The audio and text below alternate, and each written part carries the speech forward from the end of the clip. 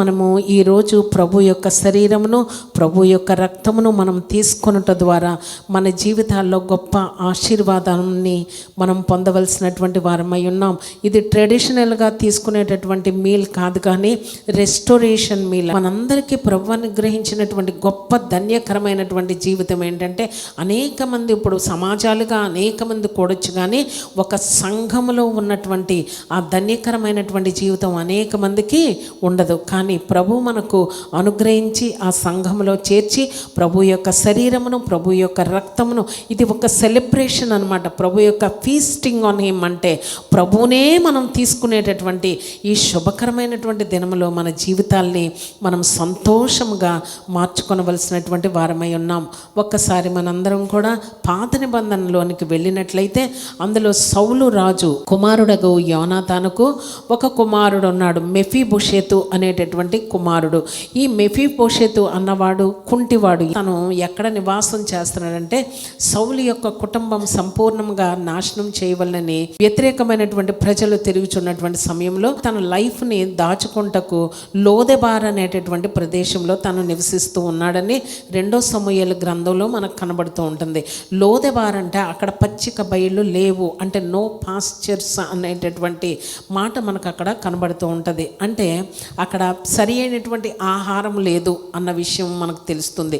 ఈ ఆత్మీయంగా మనం ఆలోచించినట్లయితే, ఆత్మీయ ఆహారం లేనటువంటి పరిస్థితిలో తను పడి ఉన్నటువంటి పరిస్థితి మనం చూస్తాం. యోనాతాను రాజు అయినటువంటి దావీదు కూడా ఒకరి ప్రాణాలకు ఒకరు సహాయపడతామనేటటువంటి ఒక నిబంధన చేసుకున్నటువంటి విషయాన్ని మనం చూస్తాం.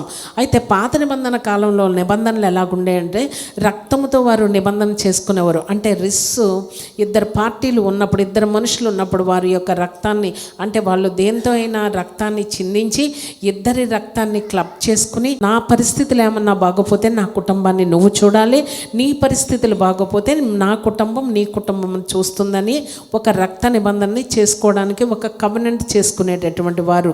అలాగే యోనాతాను దావీదు కూడా నిబంధన చేసుకున్నారు. కనుక అప్పుడు దావీదు ఏం చేస్తున్నాడంటే, యోనాతాను చనిపోయాడు కనుక ఇప్పుడు తన కుమారుల్లో శేషించిన వారు ఎవరైనా ఉంటే వారికి నేను సహాయం చేయాలని వెళ్తున్నటువంటి విషయాన్ని మనకు 2 సమూయేలు గ్రంథము 9వ అధ్యాయంలో మనకు కనబడుతూ ఉంటుంది. దావీదు అక్కడ ఉన్నటువంటి మెఫీబోషెతును కనుగొని, అంటే ఇదంతా స్టోరీ మనకు వద్దు కానీ, మెఫీబోషెతును కనుగొని లోదెబార్లో, అంటే ఆహారం లేనటువంటి ప్రదేశంలో, అంటే వాక్యము వెళ్ళనటువంటి ప్రదేశంలో, ఆత్మీయ పరిస్థితులను చెక్ చేసేటటువంటి వారు లేని పరిస్థితిలో కొట్టుమిట్లాడుతున్నటువంటి మెఫీబోషెతును యెరూషలేము, అంటే దేవుని పట్టణమునకు తీసుకుని వచ్చి అతనికి ఏ విధమైనటువంటి ఏమేమి రెస్టోర్ చేశారో, తనకి ఏ విధమైనటువంటి స్థితి కలిగించాడో అన్న విషయాలు మనం ఇక్కడ ధ్యానం చేసుకుందాం.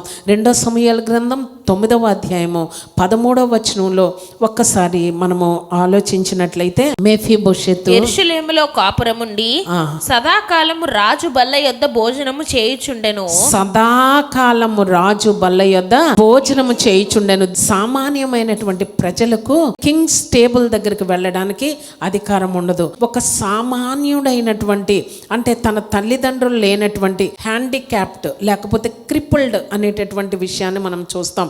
రాజు బల్లల దగ్గర ఉండడకు, అది ఎంజాయ్ చేయడానికి ఎవరు రావాలంటే, ఎవరైతే సంతోషంగా తన అంతస్తులో ఉన్నటువంటి వాళ్ళని రాజులు ఎవరిని ఇన్వైట్ చేస్తే, అది మనం అనుకున్నటువంటి సామాన్యమైనటువంటి, మనం మామూలుగా డైనింగ్ టేబుల్ దగ్గర కూర్చుని ఏమండి రండి మనతో భోజనం చేయండి అన్న విషయం మనం మాట్లాడుతూ ఉంటాం. కానీ రాజుల కాలంలో రాజులు వాళ్ళు ఏలుబడి చేస్తున్నప్పుడు రాజస్థానంలో అటువంటి వాటికి ఉండదు. రాజు బల్ల యొద్ద ఎవరు కూర్చోవాలో అన్నది అది పెద్ద సబ్జెక్టు. అయితే ఇక్కడ మనం చూస్తే మెఫీబోషెతు తన 2 కాళ్ళు కుంటివైనా రాజు తనకు ఆహ్వానమిచ్చి సదాకాలము నాతో కూడా భోజనం చేయమని ఆ బల్ల దగ్గరకు పిలిచినటువంటి విషయాన్ని మనం చూస్తాం. అయితే ఈ 2 సమూయేలు గ్రంథం 9వ అధ్యాయంలో రాజు బల్ల యొద్ద భోజనం చేస్తున్నాడు అన్నటువంటి మాట 4 సార్లు మనకు అక్కడ కనబడుతూ ఉంటుంది. ఒక్కసారి మనము 7వ వచనం మనం చదువుకుంటే, నీవు సదాకాలము నా బల్ల యొద్దనే భోజనము చేయుదు అని సెలవీయగా, అంటే అది ఒక ఫంక్షన్కో లేకపోతే ఒక సెలబ్రేషన్కో లేకపోతే ఒక స్పెషల్ డేకో మెఫీబోషెతును ఇన్వైట్ చేయలేదు రాజు బల్ల దగ్గరికి. ఏమని చెప్పాడైనా, సదాకాలము నా బల్ల యొద్దనే భోజనము చేయుదు అని దేవుని పరిశుద్ధ నామమునకు మహిమ కలుగును గాక. మనందరి జీవితాల్లో కూడా మనము కూడా సదాకాలము అంటే మనము సంఘాలలో నెలకోసారి చేసుకోవచ్చు, నెలకు 2 సార్లు చేసుకోవచ్చు, కొన్ని సంఘాల్లో వారం చేసుకుంటారు. ఆది సంఘంలో అయితే ప్రతి దినము కూడా ప్రతి ఇంట రొట్టె విరుచుచు అనేటటువంటి విషయం ఉంటుంది. అది ఎలాగా ఆచరిస్తున్నామో ఒక ట్రెడిషన్గానా, దాని యొక్క ఫ్రీక్వెన్సీ ఎలాగా అన్నటువంటి విషయం కాదు. కానీ ప్రభు యొక్క శరీరమును రక్తమును తీసుకునేటప్పుడు ఆ రాజు బల్ల దగ్గరకు మనం చేర్చబడినప్పుడు, ఆయన్నే మనం తీసుకున్నప్పుడు మన జీవితాల్లో ఉన్నటువంటి సమస్త విధమైనటువంటి అవరోధాలు అంతరించిపోవాలి. దేవుని పరిశుద్ధ నామమునకు మహిమ కలుగును గాక. ఎందుకంటే మనం ఇందాక మాట్లాడుకున్నాం, ఇది రెస్టోరేషన్ మీల్ అంట. 4 సార్లు మనకు కనబడుతూ ఉంటుంది, రాజు బల్ల యొద్ద భోజనము చేయుచుండెను. 7వ వచనంలో మనం చూసాం. ఇప్పుడు 10వ వచనంలో కూడా మనం చూద్దాం. నీ యజమానుని కుమారుడైన మెఫీబోషెతు ఎల్లప్పుడూ నా బల్ల యొద్దనే భోజనము చేయునని సెలవిచ్చెను. నా బల్ల యొద్దనే భోజనము చేయాలని దావీదు చెప్పినటువంటి విషయాన్ని మనం చూస్తాం. అయితే 7వ వచనంలో మనం చూసాం, 10వ వచనంలో మనం చూసాం, 11వ వచనం కూడా చదువుకుందాం. రాజకుమారుల్లో ఒకడైనట్టు రాజు బల్ల యొద్దనే భోజనం చేయుచుండెను. ఇది 11వ వచనం. 13వ వచనం మనం ఇందాక చదువుకున్నాం, సదాకాలము రాజు బల్ల యొద్ద భోజనము చేయుచుండెను. దేవుని పరిశుద్ధ నామమునకు మహిమ కలుగును గాక. ఇక్కడ నిబంధన అనేటటువంటి విషయాన్ని మనం చూస్తాం. యోనాతాను దావీదు చేసుకున్నటువంటి నిబంధన బట్టి దావీదు యోనాతాను యొక్క కుమారుని వెతికి రాజు బల్ల యొద్దకు యెరూషలేమునకు తీసుకుని వచ్చినటువంటి విషయాన్ని మనం చూస్తాం. అలాగే మనందరి జీవితాల్లో మనము దేవునితో నిబంధన చేయలేదు. అనేక సందర్భాల్లో పాత నిబంధన కాలం అంతా మనకు కనబడుతూ ఉంటుంది. ఏంటంటే దేవుడు మానవునితో నిబంధన చేసినప్పుడు మానవుడు దాన్ని నెరవేర్చలేక ప్రతిసారి కూడా మానవుడు ఫెయిల్ అయిపోయినటువంటి విషయాన్ని మనం చూస్తాం. కనుక తండ్రి అయినటువంటి యెహోవా ఏమనుకున్నారంటే, నేను మానవునితో నిబంధన చేస్తే మానవుడు నన్ను ఫెయిల్ చేస్తున్నాడు, 2 పార్టీసు ఈక్వల్ పార్టీ అవ్వట్లేదు. కనుక తండ్రి అయినటువంటి యెహోవా తన కుమారుడైనటువంటి యేసుక్రీస్తుతో నిబంధన చేసినటువంటి విషయాన్ని మనం చూస్తాం. ఆ నిబంధన ఏమిటంటే రక్త నిబంధన.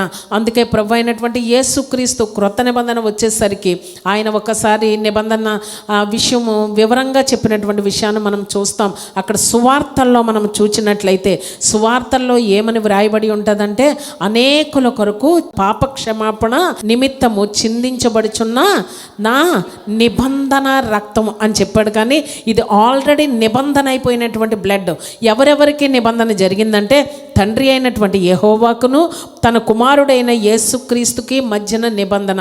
అంతేకాని అక్కడ ప్రభు అయినటువంటి యేసుక్రీస్తు నేను మీతో నిబంధన చేస్తున్నానని మనకు ఎక్కడ అది వ్రాయబడలేదు. ఇది నన్ను జ్ఞాపకం చేసుకుంటకు దీనిని చేయుడి అని చెప్పినటువంటి విషయం మనం చూస్తాం. తండ్రి అయినటువంటి యెహోవా కుమారుడైనటువంటి యేసుక్రీస్తుతో నిబంధన చేసి మనందరినీ ఆ నిబంధనలో క్రీస్తు రక్తములో మనందరినీ చేర్చి ఆ నిబంధనకు వారసులుగా మార్చినటువంటి విషయాన్ని మనం చూస్తాం. దేవుని పరిశుద్ధ నామమునకు మహిమ కలుగునుగాక. ఈ మెఫీబోషెతును ఆ రాజు బల్ల యొద్ద సదాకాలము భోజనము చేయుటకు పిలిచినప్పుడు, ఇంకా మనము తర్వాత వచనాలు ఆ అధ్యాయం అంతా చిన్న అధ్యాయమే మనం చదువుకుంటే మనకు అర్థమవుతుంది. తన తండ్రి దగ్గర నుంచి తనకు రావాల్సినటువంటి ఆ పొలాలు ఆస్తి అంతటిని కూడా రెస్టోర్ చేశారు. అంటే తన జీవితంలో తను ఏమేమి పోగొట్టుకున్నాడో వాటన్నిటినీ అనుగ్రహించినటువంటి విషయాన్ని చూస్తాం. మనందరి జీవితాల్లో మనము అనుకుంటాం, మెఫీబోషెతు కాళ్ళు 2 కుంటివి అన్న మాట అక్కడ కనబడుతున్నాయి కదండి. మనం అనుకుంటాం మాకు 2 కాళ్ళు ఉన్నాయి కదండి, మేము కుంటిగా ఎక్కడ ఉన్నామండి అంటే మన జీవితాల్లో స్పిరిచువల్గా కుంటి వాళ్ళగానే మనం జీవిస్తున్నాం. క్రిపుల్డ్ అన్న విషయం మనం ఆలోచిస్తే మేము ఎక్కడ కుంటి వాళ్ళం అండి అంటే, మనల్ని ఎవరు పాడేశారంటే సాతాను ఆదామును పాడేసినప్పుడు ఆదాము యొక్క రక్తం మనలోనే ప్రవహిస్తూ ఉంది కనుక మనము కూడా స్పిరిచువల్గా కుంటి వాళ్ళమే అన్న విషయాన్ని మనము ఆలోచించేయాలి. అక్కడ మెఫీబోషెతు ఎలాగ కుంటివాడయ్యాడు? ఆ బిడ్డను ఎత్తుకొని దాది పారిపోతూ ఉన్న సమయంలో గబుక్కుని డ్రాప్ చేసేసింది. తన కాళ్ళు రెండు కుంటివి అయిపోయిన విషయాన్ని మనం చూస్తాం. అలాగే మనందరినీ ఆదాము ద్వారా, ఆదాము యొక్క రక్తము, ఆదాము ఎప్పుడైతే దేవుని దగ్గర నుండి పాపం చేయవద్దన్నటువంటి పని చేశాడో, తన పాపం చేశాడో, తన పడిపోయినటువంటి విషయాన్ని మనం చూస్తాం. పడిపోయిన తన నుండి మనందరం ఆదాము యొక్క సంతతిగా ఉన్నాము కనుక మనము కూడా కుంటివారం. అయితే ప్రభు అయినటువంటి యేసుక్రీస్తు తన మహాకృప వలన తన రక్తాన్ని ఆ సిలువలో చిందించి మనందరినీ హోల్గా అంటే నీతిమంతులుగా చేసినప్పుడు, మనందరినీ సంపూర్ణులుగా పరిపూర్ణులుగా చేసినటువంటి విషయాన్ని మనం చూస్తాం. అయితే మనము ఏమి తీసుకుంటున్నామంటే ప్లెజెంట్రీస్ ఏమీ తినట్లేదు. మనము తీసుకునేది ఆ రాజుల రాజు యొక్క, అక్కడ దావీదు రాజు గురించి చూస్తాం.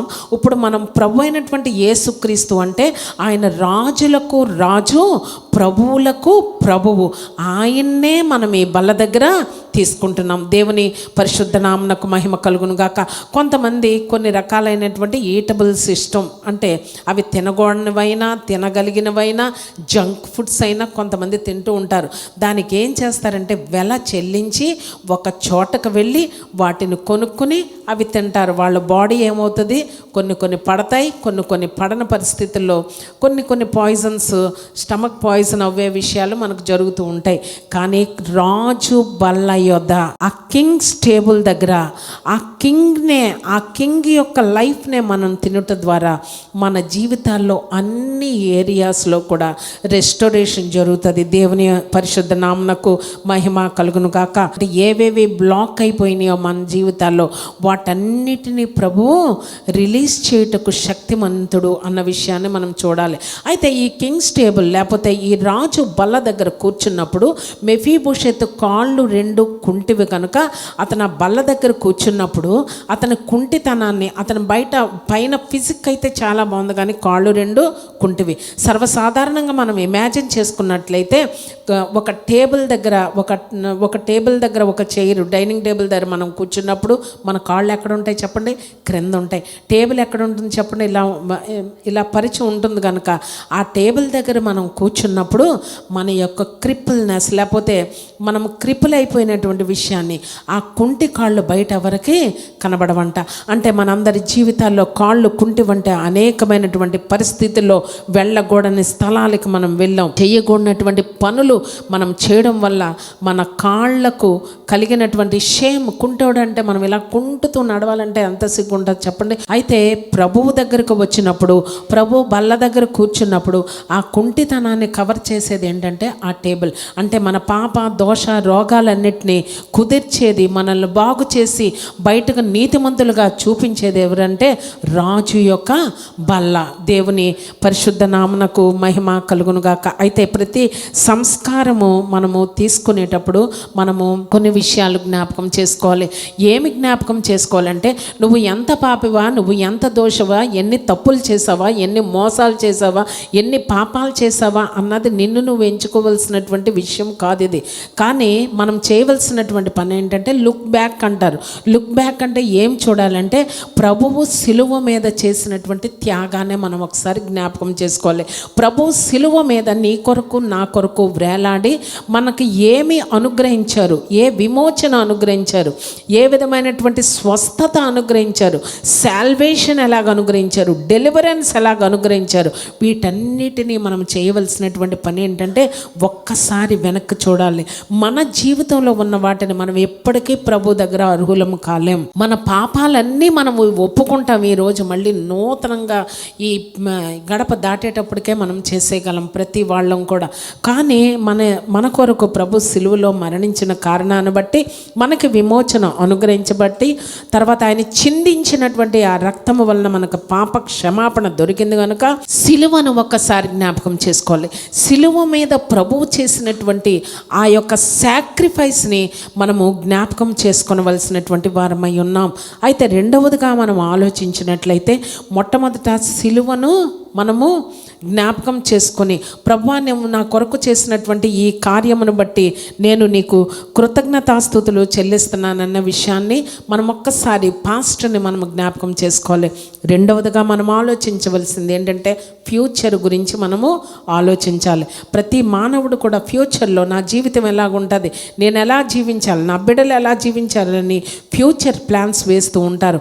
మన ఫ్యూచర్ ప్లాన్ ఏంటంటే ప్రభు తిరిగి రానై ఉన్నాడు. Jesus is coming back again. ప్రభువా నువ్వు తిరిగి రానై ఉన్నావు కనుక నీ వచ్చినప్పుడు నీతో నేను కలుసుకుంటకు నాకు యోగ్యమైన జీవితము నువ్వు కలుగు చేయి ప్రభువా అని మనం దేవుణ్ణి అడగాలంట. మూడవదిగా మనం చేయవలసినటువంటి పని ఏంటంటే చుట్టూ చూడాలంట. చుట్టూ ఎవరిని చూడాలి అంటే బాడీ ఆఫ్ క్రైస్ట్ని చూడాలంట. బాడీ ఆఫ్ క్రైస్ట్ అంటే ఎవరంటే నువ్వు నాకు బాడీ ఆఫ్ క్రైస్ట్లో మనందరము ఒక్కొక్క భాగాలమై ఉన్నాం కనుక నీకు ఎవరితో సమాధానం లేదో వారిని ఒక్క నిమిషం చూసి ప్రభువా నీవు నన్ను క్షమించిన ప్రకారము నేను నా తోటి వాడిని నేను క్షమిస్తున్నాను. ప్రభు యొక్క శరీరమును ప్రభు యొక్క రక్తమును తీసుకుంట ద్వారా ప్రభు మనకు ఆయన లైఫ్ని తీసుకుంట ద్వారా దేవుడు మనకు లాంగ్ లైఫ్ అనుగ్రహిస్తాడంట. దీర్ఘాయుషుతో ఆరోగ్యాలతో మనల్ని మన కుటుంబాల్ని నింపుతారు అనేటటువంటి విషయాన్ని మనం జ్ఞాపకం చేసుకోవాలి. ఎందుకంటే జాన్ మిల్లర్ అనేటటువంటి ఒక ఆయన ఏం చేశారంటే 20 సంవత్సరాలు ఈ కమ్యూనియన్ అంటే ఏంటి, వీళ్ళు ట్రెడిషనల్గా చేస్తున్నారా లేకపోతే ఒక రిచువల్గా చేస్తున్నారా, అసలు దీని యొక్క అర్థం ఏంటి అని 20 సంవత్సరాలు దాన్ని స్టడీ చేశాడంట. ఆలోచన చేసి ఒక విషయాన్ని ఆయన తెలియచేశాడంట. ఏమనంటే కమ్యూనియన్ అంటే nothing but A healing meal అని చెప్పాడంట. దేవుని పరిశుద్ధ నామమునకు మహిమ కలుగును గాక. హీలింగ్ మీల్ అంటే సర్వ శరీరానికి ఆరోగ్యం ఇచ్చేటటువంటిది దేవుని యొక్క శరీరము దేవుని యొక్క రక్తమును అయి ఉన్నదనేటటువంటి విషయాన్ని మనం ఇక్కడ జ్ఞాపకము చేసుకునవలసిన వారమై ఉన్నాం. అయితే మత్తయి సువార్తలో మనం ఒక విషయాన్ని చదువుతాం. ఏంటంటే 26వ అధ్యాయము 29వ వచనం. నా తండ్రి రాజ్యములో మీతో కూడా నేను ఈ ద్రాక్షారసమును క్రొత్తదిగా త్రాగు దినము వరకు ఇకను దాన్ని త్రాగనని మీతో చెప్పుచున్నానెను. చాలు. ఇక్కడ ప్రభు అయినటువంటి యేసుక్రీస్తు చెప్పిన మాట ఏంటంటే తండ్రి రాజ్యం వచ్చినప్పుడు ద్రాక్షారసము క్రొత్తదిగా మీతో కలిసి త్రాగే వరకు నేను మరి త్రాగను. ఇది అనేక మంది సంఘాల్లో అనేక మంది మనుషుల మధ్య జరుగుతున్నటువంటి ఒక ఆర్గ్యుమెంట్ ఏంటంటే ప్రభువు మళ్ళీ తిరిగి వచ్చినప్పుడు అందరితో కలిసి ఆ ద్రాక్షారసము మళ్ళీ క్రొత్తదిగా త్రాగే వరకు మరలా త్రాగను అని ఆయన అన్నారు కనుక మనం సంస్కారం అనేది తీసుకోకూడదని కొన్ని చర్చెస్ కొంతమంది మనుషుల్లో అభిప్రాయం ఉంది. అక్కడ ఆయన చెప్తున్నటువంటి విషయం ఏంటంటే లాస్ట్గా ఆయన పస్కాను చేసిన తర్వాత నేనే పస్కాగా మార్చబడుతున్నాను అనేది. అంటే అక్కడ లాస్ట్ సప్పర్ అక్కడతో కంక్లూడ్ చేసేసి ఆయన ఫినిష్ అప్ చేసేసి దాన్ని ఇప్పుడు లార్డ్స్ సప్పర్గా ఆయన ఇన్స్టిట్యూట్ చేసినటువంటి విషయాన్ని మనం చూస్తాం. అంటే ఇంకా ఇది ఇక్కడ నుంచి పస్కా అయిపోయింది, నేనే పస్కా బలిపశువుగా మార్చబడుతున్నాను కనుక ఇక మీరు తీసుకునేది ప్రభు యొక్క బల్ల. ఇప్పుడు వరకు జరిగింది ఏంటంటే పస్కాను ఆచరించారు. ప్రభు కూడా ఆచరించడానికి ప్రతి ఏటా ఆయన యెరూషలేముకు వెళ్ళినటువంటి విషయాన్ని మనం చూస్తాం. ఇంకా పస్కాను మీరు ఆచరించవలసినటువంటి పరిస్థితి లేదు. కానీ నేనే నా శరీరమే మీ కొరకు విరవబడుతుంది, నా రక్తము మీ కొరకు చిందించబడనై ఉన్నది కొద్ది గంటల్లో కనుక నన్ను జ్ఞాపకము చేసుకొనుటకు దీనిని చేయుడి. అంటే దాని అర్థం ఏంటంటే ఇంకా ఈ లాస్ట్ సప్పర్ అంటే ఏంటంటే పస్కా బలి పశువు ఇక్కడితో అయిపోయింది. కానీ ఇప్పుడు మనకి ఏమొచ్చిందంట లార్డ్ సప్పర్ ఇన్స్టిట్యూట్ అయినటువంటి విషయాన్ని మనం చూస్తాం. కనుక ఈ లార్డ్ సప్పర్ ప్రభు యొక్క బల్ల అంటే ఏంటంటే నన్ను జ్ఞాపకము చేసుకొనుటకు దీనిని చేయుడి.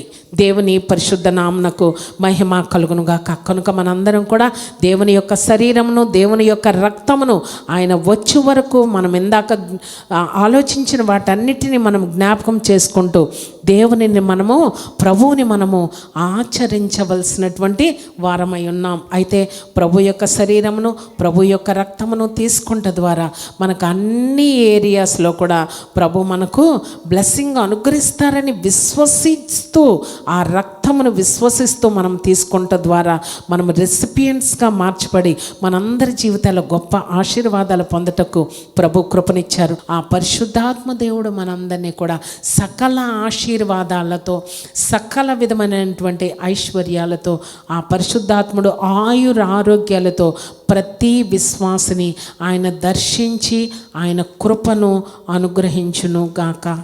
ఆమేన్.